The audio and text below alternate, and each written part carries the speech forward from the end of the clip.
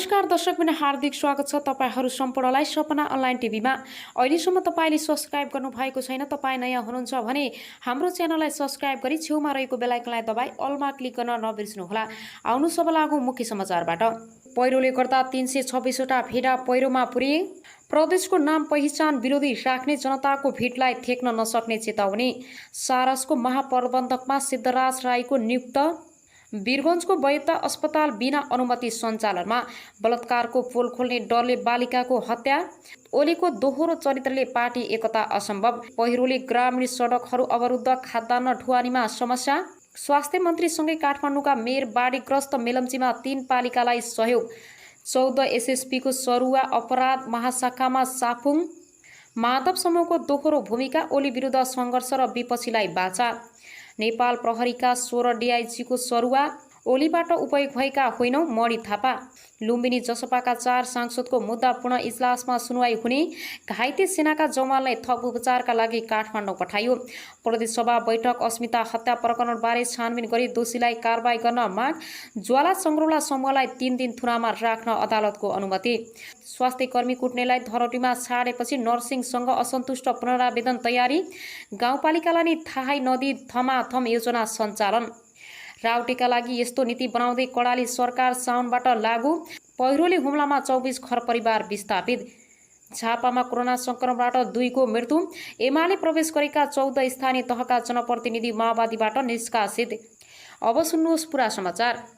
असार 7 गते पोखरामा 100औं भेडा बाख्राको हुल भेडाहरूलाई पछ्याउँदै हिँडिरहेका 4 भुटे कुकुरहरू भेडाहरूको चाल र खाँडीमा झुन्डाएको घन्टीबाट आवाज आउँदा गाउँ नै सङ्गीतमय हुन्थ्यो। भेडाका बथानै लिएर गाउँ पस्दा सबै भन्थे, अहो लिकेका भेडा त सप्रिएछन्, भेडालाई माया गर्न त जानेकै हो। हुन पनि कास्कीको मादी गाउँपालिका 1 सिक्ले सकाल लीला प्रसाद गुरुङको जीवनमै भेडाको पछि बित्यो। दाजुभाइ पढ्न स्कुल जाँदा पनि उनी भेडा चराउनै गए, अर्को इलम सोचेनन्। भेडाको संख्या बढाउने र डाँडा पाखा डुल्ने मात्रै सपना थियो।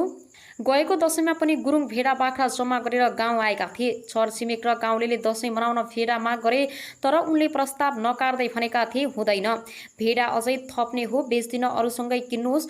गुरुङले भेडा बेचेपछि अर्कै व्यापारीसँग किनेर दशैं मनाए। उनी भने आफ्नो भेडा बेचेकामा मक्ख भए। केही दिनमै गाउँमा बाघ पस्यो। 7 वटा भेडा बाघको आहार बने। पुसको सुरुमा मात्रै गुरुङका भेडाहरूमा रोग देखियो। 1-2 गर्दै 140 भन्दा बढी भेडा मरे। के रोग थियो उनलाई अझै थाहा छैन। हिँड्न सुरु भइसकेको थियो। याम अनुसार खर्कका गोठाला स्थानान्तरण गर्नुपर्ने थियो। गन्तव्य बन्यो हिमालसम्म। पुसको 10 गते उनी आफ्ना 340 भेडा बाख्रा र 4 वटा कुखुरा सहित उकालो उक्लिए। पहिरोमा भेडा बाख्रा 17 भएको खबर गुरुङको गोठ हुगुमा थियो। उनी अर्को भेडा गोठाला र 2 जना कामदारसँग कहलपुचेतर्फको बाटो सोझिए। त्यहाँ उनले 3 वर्ष अघि नयाँ रैथाने गोठ बनाएका थिए। कोहीसम्म पुग्न धेरै बाटो छन्, पहिले पनि अर्कै बाटोमा जान्थ्यौं। गोठ बनिसकेपछि त्यो बाटो हिँड्नै पर्यो, गुरुङ सुनाउँछन्। जेठको अन्तिम सातातिर गाउँमा काम पर्यो। भेडाहरू 3 जनालाई जिम्मा लगाएर गुरुङ 29 गते गाउँ फर्किए। गाउँ आइपुग्दा भारी वर्षा भइरहेको थियो। असार 2 गते बिहानै हुगुको एक होटलबाट खबर आयो, बौला खोला बौलियो, पहिरो गयो, जम्मै भेडा बाख्रा पुर्यो, फेरि गोठको नाम निशान छैन। 3 जना गोठाला उतै फसेका छन्, आउन सक्ने अवस्था छैन। त्यो दिनदेखि गुरुङ बेचैन छन्। आफ्ना सबै सम्पत्ति मानेको भेडा पहिरोले बगाएपछि के गरौँ कसो गरौँ भयो। त्यहाँ पनि फोन टिप्दैन। एउटा होटलमा भएको बाकेटकीबाट खबर आएको थियो। उनी भन्छन् धेरै पानी परेर बाटो बिग्रिकाले जान सक्ने अवस्था रहेन। पहिरोमा परि आफ्नो 60 लाख भन्दा बढी क्षति भएको उनी सुनाउँछन्। उनका अनुसार 24 वटा भेडा र एउटा कुकुर मात्रै बेचेका छन्। पानी परेको परै भएर खोला बढ्न थालेपछि केटाहरू माथितिर भागेका रहेछन्। त्यति बेला पहिरो गएछ। उनी सुनाउँछन् 60 सालपछि पहिले एउटा यसरी खोला उर्लिएको देख्यौं। त्यति बेला पनि यति बिजोग बनाएको थिएन। फसेका 3 जना गोटालाहरूलाई उद्धार गर्न 3 गते मात्रै गाउँदेखि 24 जनाको टोली पुगेको थियो। होटलका भाइहरूले प्लास्टिकमा ढुङ्गा बाँधेर बिस्कुट फालिदिएपछि त्यही खाएर बसेका रहेछन्। गुरुङका भाइ पावेल गुरुङ भन्छन् त्यो दिनपछि बाटो बनाउँदै जानु पर्ने भयो। 4 घण्टाको बाटो 8 घण्टा लगाएर पुर्यौं। भेडा बाख्रा र कुकुर पहिरोमा पुरिएको 1 हप्ता बित्यो। लीला प्रसाद अझै राम्रोसँग निदाउन सकिरहेका छैनन्। घरिघरि तिनै भेडाहरूको याद आउने गरेको उनी सुनाउँछन्।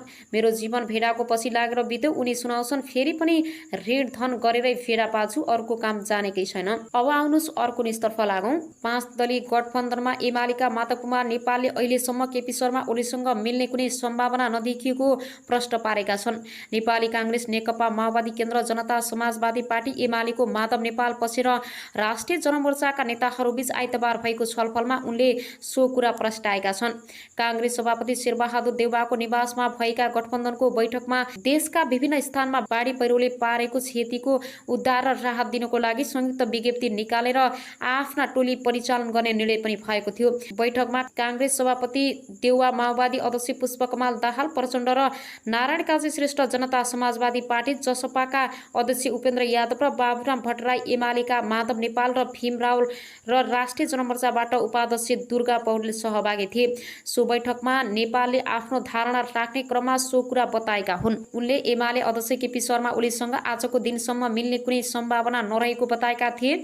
आजको दिनसम्म मिल्ने कुनै सम्भावना विकास भएको छैन। बाहिर अनेक खालका चर्चा भएका छन्। केही मिडियाले अदालतमा बुझाएको हस्ताक्षर समेत फिर्ता लिन लागेको भनेर लेखेका छन्। नेपालको भनाई उद्धत गर्दै बैठकमा सहभागी एक नेताले भने हस्ताक्षर फिर्ता हुँदैन, ओलीसँग मिल्ने सम्भावना पनि अहिलेसम्म बनेको छैन।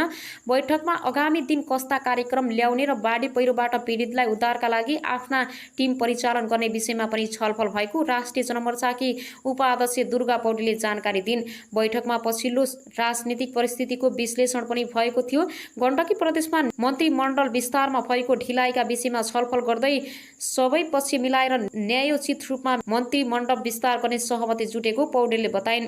गण्डकी प्रदेशको मन्त्रीमण्डल विस्तार न्यायोचित रूपमा गर्ने सहमति जुटेको छ, पौडेलले भनिन्। सो प्रदेशमा कांग्रेसका मुख्यमन्त्री कृष्णचन्द्र नेपाली पोखरेलले विश्वासको मत लिए पनि मन्त्रीमण्डल विस्तार गर्न सकेका छैनन्। 5 दलीय गठबन्धनले 1-2 दिनमै फेरि अर्को बैठक बस्ने पनि सहमति गरेका छन्। तत्कालै बैठक बस्ने भनेका छौँ, पौडेलले थपिन्। यसैगरी आउनु सब अर्को स्तरपर लागौं। कनकमणि दीक्षितको लेख पढेपछि पूर्व प्रधानमन्त्री डाक्टर भट्टराईको टिप्पणी लगिरह्यो मुन्ना भाइ। आफू समेत 5 जना पूर्व प्रधानमन्त्रीले सरकार विरुद्ध संयुक्त रूपमा जारी गरेको विज्ञप्तिको आलोचना गर्दै कनमणि दीक्षितले लेखेको लेखकप्रति डाक्टर बाबुराम भट्टराईले कडा टिप्पणी गरेका छन्। पत्रकार दीक्षितले आइतबार नेपाल खबरमा लेखेको सरकारलाई हान्दा राज्यलाई हान्दा घात मास पूर्व प्रधानमन्त्रीको विज्ञप्ति लेखेको आलोचना गर्दै डाक्टर भट्टराईले लेखक दीक्षित राणाकालदेखि नै सत्ताको धुपोरै भएको आरोप लगाएका हुन्। स्थायी सत्ताका परिचित रफू मास्टरको ओली विद्याले लोकतन्त्र, संविधान र राष्ट्रिय स्वाधीनतामाथि पारेको खतरनाक भुवाङ टार्ने अर्को हास्यास्पद जमरको डाक्टर भट्टराईले सोमबार बिहानी सामाजिक सञ्जालमा लेखेका छन्। राणाकालदेखि नै सत्ताको धुपेरै बन्दै आएकाहरूबाट अरू के अपेक्षा गर्नु र लगिरह्यो मुन्ना भाइ। यसैगरी आउनु सब अर्को स्तरपर लागौं। भ्याकेटले भाँडियो एकता वार्ता खनाल नेपाल समूह। ओली निकट नेता सुभाष नेवाङ भन्छन्, भ्याकेट र एकताको साइनो छैन। सर्वोच्च अदालतको अन्तरिम आदेशलाई चुनौती दिँदै एमाले अध्यक्ष केपी शर्मा ओलीले समूह पुनरावेदन निवेदन भ्याकेटमा गराएपछि पार्टी एकताका लागि दुवै पक्ष भएको वार्ता सङ्कटमा परेको छ। सर्वोच्च अदालतले जेठ 27 मा एमालेको 10औं महाधिवेशन आयोजक कमिटिको निर्णयलाई वैधता दिन नसकिने भन्दै कर्णाली प्रदेशका 4 संसद पुनर्बहाली गर्ने अन्तरिम आदेश दिएको थियो। तर उक्त अन्तरिम आदेशपछि अधिवक्ता ईश्वर प्रसाद भट्टराई मार्फत पार्टी अध्यक्ष ओलीले आइतबार सर्वोच्चमा पुनरावेदन गरेपछि एकताका लागि भएका वार्ता सङ्कटमा परेको एमालेको झलनाथ खनाल, माधव कुमार नेपाल समूहका नेताहरूले बताएका छन्। वरिष्ठ नेता नेपालले पनि सामाजिक सञ्जाल मार्फत भ्याकेटले एकता प्रक्रिया सङ्कटमा परेको स्पष्ट पारेका छन्। कर्णाली प्रदेश समूहमाथि विधान विपरीत गरिएको काम कारबाहीलाई अदालतले उल्टाएपछि फेरि भ्याकेटमा जाने निर्णयबाट पार्टीलाई एकता भङ्ग गर्ने दिशामा लग्न खोजेको प्रश्न बुझ्न सकिन्छ। स्थायी कमिटिका नेतामाथि कथित कारबाही फेरि उहाँहरूसँगै वार्ता पनि गर्ने दोहोरो चरित्रले विभिन्न शङ्का उब्जाएकै थियो। जिम्मेवार भएर पार्टी एकता बचाउन अधिकतम लचक भएर प्रस्तुत हुँदा त्यसलाई कमजोरीका रूपमा लिएको जस्तो देखियो। नेपालले सोमबार साँझ लेखेका छन्, सत्ता जोगाउन संविधानका विरोधी र दक्षिणपन्थी तत्त्वसँग आत्मसमर्पण गर्ने एकता विरोधी हरकतलाई जारी राख्ने कुराले एकताबद्ध पार्टी बनाउने प्रयास विरुद्धको कुन रूपमा लागेको छ सहजै देख्न सकिन्छ। यसबीचमा भएका वार्तामा ओलीले कांग्रेस सभापति शेरबहादुर देउवालाई प्रधानमन्त्री बनाउन माग गर्दै सर्वोच्चमा दिएको रिटबाट खनाल नेपाल समूहका 23 सांसदको नाम फिर्ता हुनुपर्ने शर्त राखेका थिए। तर खनाल नेपाल समूहका नेताहरूले यसलाई अस्वीकार गर्दै अदालतको निर्णय मान्ने बताउँदै आएका थिए। जेठ 27 को निर्णयमा अचानक ओली पक्ष पुनरावेदनमा गराएपछि समस्या आएको वार्तामा सहभागी एक नेताले बताए। यसै गरी फेरि पनि तपाईहरूको माझमा नयाँ नयाँ न्युजहरू ल्याएर उपस्थित हुने नै छु। सपना अनलाइन टिभीलाई लाइक, कमेन्ट, शेयर, सब्सक्राइब गरी साथै छेउमा रहेको बेल आइकनलाई दबाई अलमा क्लिक गर्न नबिर्सनुहोला भन्दै अहिलेलाई भने तपाईहरूको माझबाट बिदा हुन चाहन्छु। हस्त नमस्ते।